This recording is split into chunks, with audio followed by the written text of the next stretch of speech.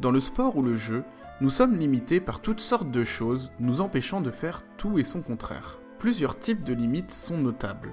Tout d'abord, les limites physiques. Si Link ne peut pas sauter, on a beau faire tout ce qu'on l'on veut, et il ne peut pas. Mais il existe également un autre type de limites.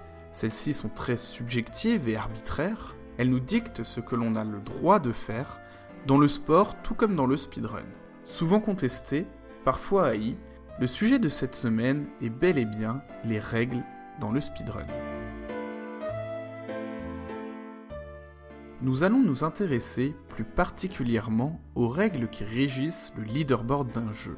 Ces règles, différentes d'une communauté à l'autre, sont régulièrement soumises aux mêmes problématiques. Certaines règles sont d'ailleurs trouvables dans la majorité des classements. En effet, il existe deux types de règles, celles qui sont communes à quasiment toutes les communautés et les autres. Et on va voir qu'il n'est pas toujours évident de marier ces deux types de règles. Certaines communautés ne prennent même pas le temps d'écrire les règles dites basiques du speedrun, admettant que tout le monde les connaît, pas de hack, pas de cheat, pas de macro, on commence le chrono au premier input et on l'arrête au dernier.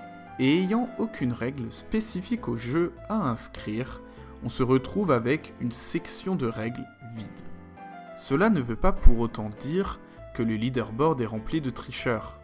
Ici, on parie sur l'honnêteté et le bon sens des runners. Et ceci n'empêche pas non plus d'avoir des modérateurs vérifiant les différentes runs postées.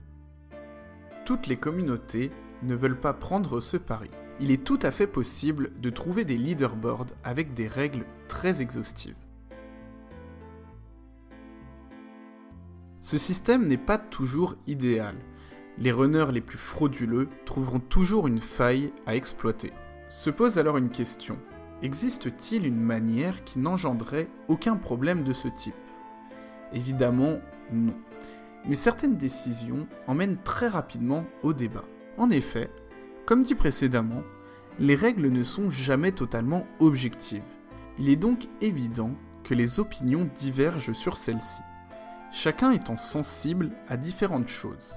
Si l'on se place d'un point de vue très compétiteur, ne regardant que très peu la légitimité d'une règle, si l'on omet de mettre explicitement une interdiction sur quelque chose, cela veut donc dire que c'est autorisé. Et c'est de cette manière que nous avons vu se faire accepter certains glitches dans des catégories pourtant dites glitchless. Tandis que si l'on se place d'un point de vue plus éthique, tolérer un glitch en glitchless ne fait que peu de sens. Quand une règle est emmenée à évoluer, on voit alors toute une panoplie de débats, de disputes ou même de déchirements de communautés. C'est par exemple ce qu'il peut se passer lorsque l'on souhaite changer l'endroit où commence une run, ou alors l'acceptation d'un changement de touche via un émulateur ou via les fichiers directement du jeu.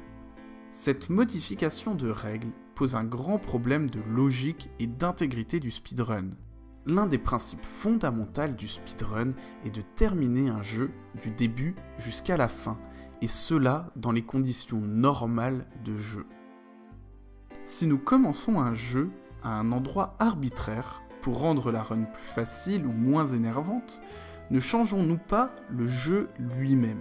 Et nous ne runnerions alors plus le même jeu, mais une variante choisie par la communauté. Ce genre de règles sont très compliquées à juger, et il est encore plus compliqué de prendre la décision de les faire passer ou non. Les modérateurs d'un jeu font alors souvent appel au vote. Mais est-ce que c'est parce qu'une règle serait votée à la majorité qu'elle ne serait plus critiquable ou qu'elle serait devenue légitime? Certains nous diront que ceci n'a que peu d'importance. Étant donné que celles-ci sont identiques pour chacun, réfléchir ou débattre sur une règle serait alors stérile. Mais que se passe-t-il si celle-ci est en désaccord avec nous-mêmes et notre vision du speedrun?